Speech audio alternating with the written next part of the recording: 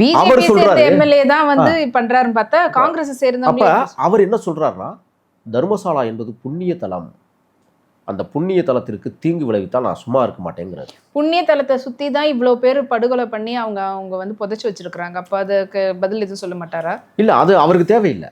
அவர் என்ன சொல்றாருன்னா, பிணங்கள் இங்கே புதைக்கப்பட்டிருக்கலாம், இயற்கை மரணங்கள் அடைந்தவர்கள் இறைவனிடம் வந்து என் மரணத்தை உனக்கு தருகிறேன் என்று சொல்லக்கூடியவர்கள் அங்கே வந்து தற்கொலை பண்ணியிருக்காங்க.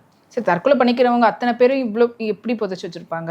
அதுக்கான முதல்ல ரைட்ஸ் யார் கொடுத்தது? இல்ல, இப்ப இங்க ஒரு விஷயம் இருக்கு. என்னன்னா, இவர்கள் அடித்து கொன்றதை எரித்திருப்பார்கள், இல்லையேல் ஆற்றில் தூக்கி வீசியிருப்பார்கள், இயற்கை மரணங்களை புதைத்திருப்பார்கள். இப்ப வருகிற எலும்புக்கூடுகள் இயற்கை மரணமாக இருந்தால் நீதிமன்றம் என்ன நடவடிக்கை எடுக்க முடியும்? இப்படி ஒரு கேள்வி இருக்குல்ல. ஆமா, சாட்சிக்காக இப்போ ஏதாவது ஒரு இதுனா கூட பின்னாடி நம்ம மாட்டினோம்னா எவிடன்ஸ் இருக்கும். பாருங்க, இயற்கை மரணம் தான் அது, நாங்கள் எதுவுமே பண்ணலை, அவங்களா சூசைட் பண்ணிக்கிட்டாங்க, நாங்கள் என்ன பண்ண முடியும்?